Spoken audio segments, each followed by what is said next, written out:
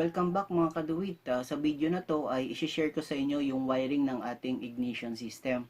Mahalagang mapag-aralan natin mga kaduwit yung components ng ating ignition system para pag nagka-problema tayo sa starting ay madali natin matitrace.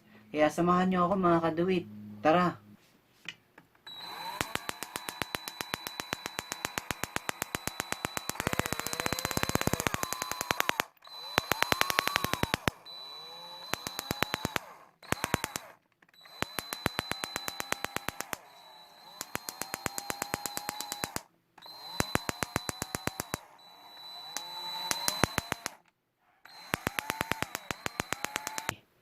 So, dito mga boss, ito yung components ng ating ignition system. Meron tayong distributor, ignition coil, tapos yung yung tester natin sa ating ignition, battery, ignition switch, fuse, then power relay, and then yung power transistor. So, ito yung iba, gumagamit sila ng ballast resistor or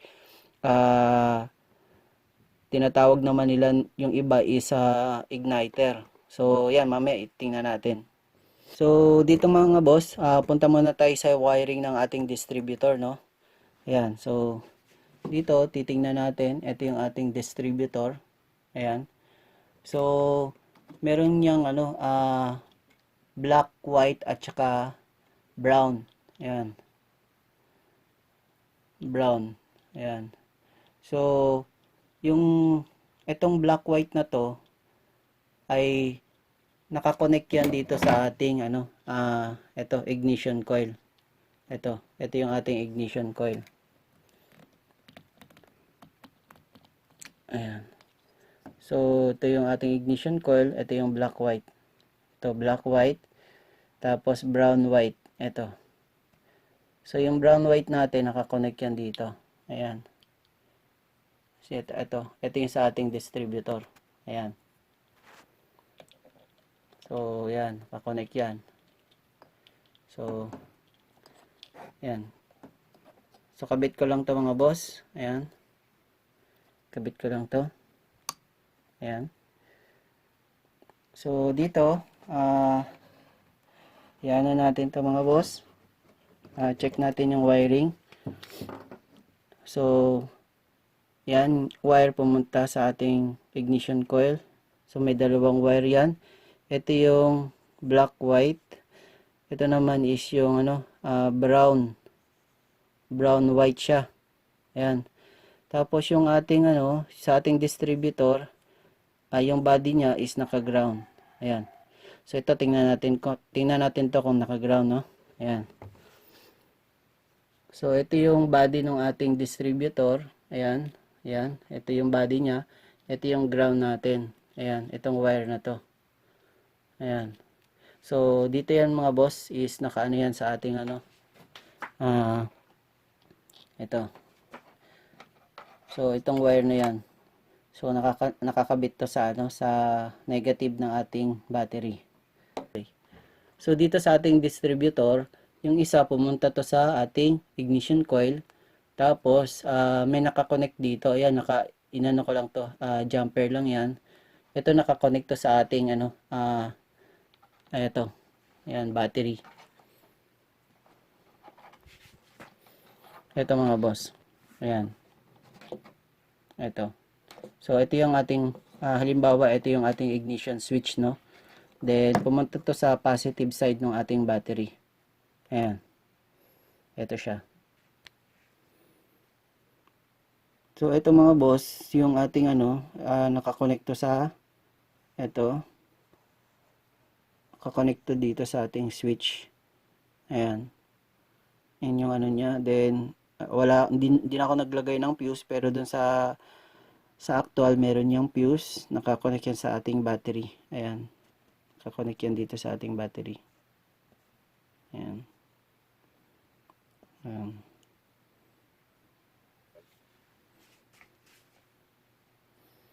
So, dito naman mga boss, itong dito sa may brown white, merong wire na pumunta dito sa ating power transistor. So lahat ng terminal dito ay negative. Yan. So tingnan natin yung connection nito.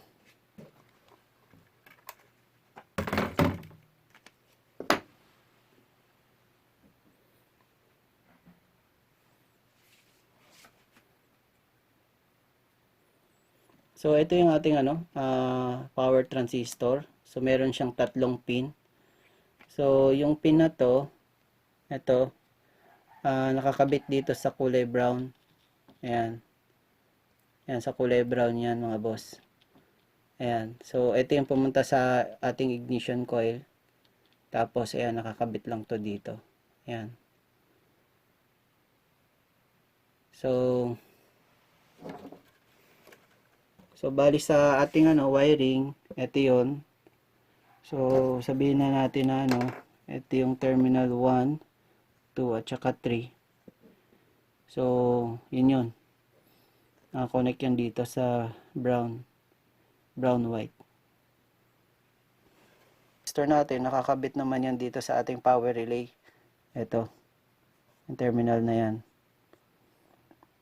Ayan, then ito naman mga boss is nakakonect sa negative ng ating battery. Ayan.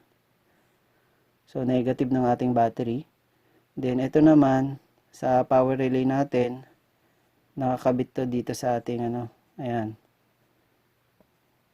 So, ito muna tingnan natin na connection. Itong terminal 2 na to. Ayan.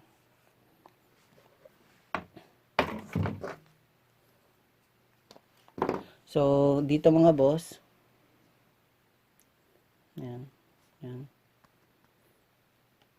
So, dito, ito yung ating power transistor, no? Terminal 2. Nakakabit to sa, ito, dito sa relay. Ayan. Yung terminal 1 na yan. Ito. Itong relay na yan. Ayan. So, dito siya nakakabit. Ayan. Tapos, ito naman, ito yung positive niya. Ito. Nakakabit to sa positive terminal ng ating battery. Ayan. So, then, yung ito naman, ito mga boss, pumunta naman to sa negative terminal ng ating battery. Ayan. Ayan, ito. Sa negative terminal naman to. Ayan. So, yan yung connection natin dito sa ating power relay, no? Sa power transistor, ayan. So, ito yung kanyang ayan, connection. Tapos, yung naman dito, nakakabit sa negative. Tapos, yung isa, nakakabit dito sa positive. Ayan.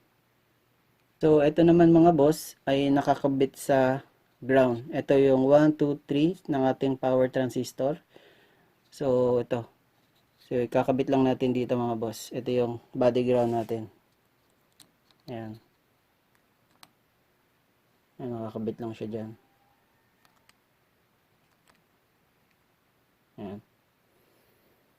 So, yun yung ating connection.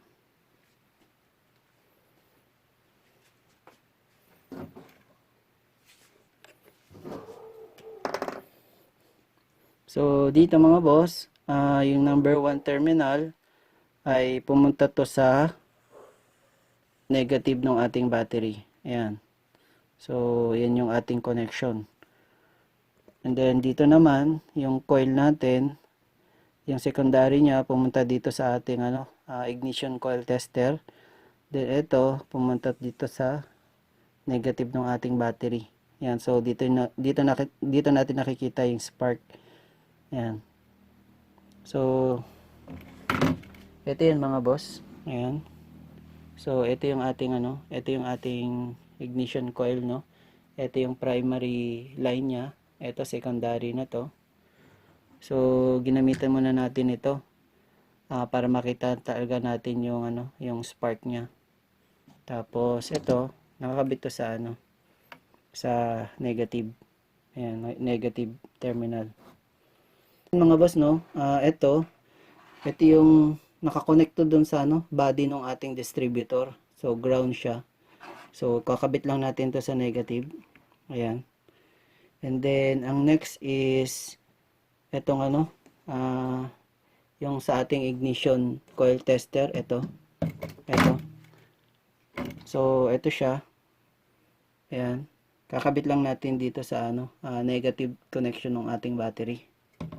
Ayan. Ito lang siya. Ayan. And then, yung negative naman ito ng ating power relay. So, ito yung ating power relay, no? Ito. So, yung negative nito ay ito. So, ayan. So, ikakabit lang natin to dito sa negative ng ating battery. Ayan. Ayan. Connect na siya. So, dito sa sa ating battery, tatlo yung nakakonect, no? Ito sa ating tester, ignition coil tester. Tapos yung ito, nakakonect na rin to. Kasi nakakonect naman to doon sa sa body ng ating distributor. Tapos ito din nakakonect na rin to yung sa ating power relay. Ayan. So dito naman tayo dito sa ating ignition sa ignition switch, no? Yung may positive dito. Ayan. So ito yung sa ating ignition switch. Ayan. Ayan. So ikakabit lang natin to dito sa positive terminal ng ating battery. Ayan. And then dito naman is meron tayong ito sa power relay natin, naka-connect din to sa positive. Ayan. So ito yun mga boss. Itong line na to, positive to. Ito yung ating power relay. Ayan. Siko-connect lang natin to dito. Ayan. Ayan. Naka-connect na siya dyan. Ngayon, naka-off pa yung ating ignition switch. So, ayan mga boss, naka-connect na lahat yung sa lahat ng negative connection, naka-connect na, lahat ng positive, naka-connect na, then naka-switch on na yung ating ignition switch. So, paikutin natin siya mga boss, no? Ayan, yung ating distributor. Ayan. Ayan. Ayan.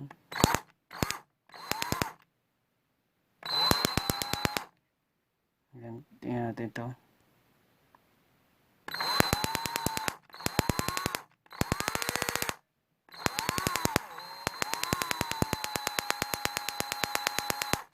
Ayan.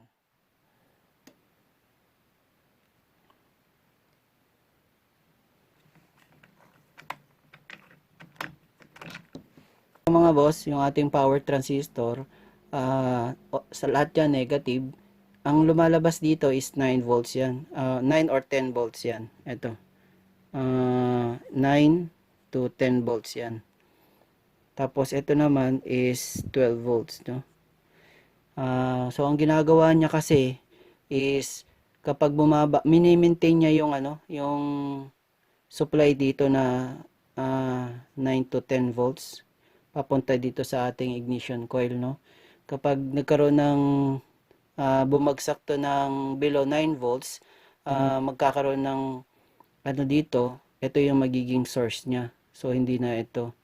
So mini-maintain lang niya yung para ma-maintain niya yung supply voltage papunta dito sa ating ignition coil. So yun lang yung trabaho ng ating power transistor.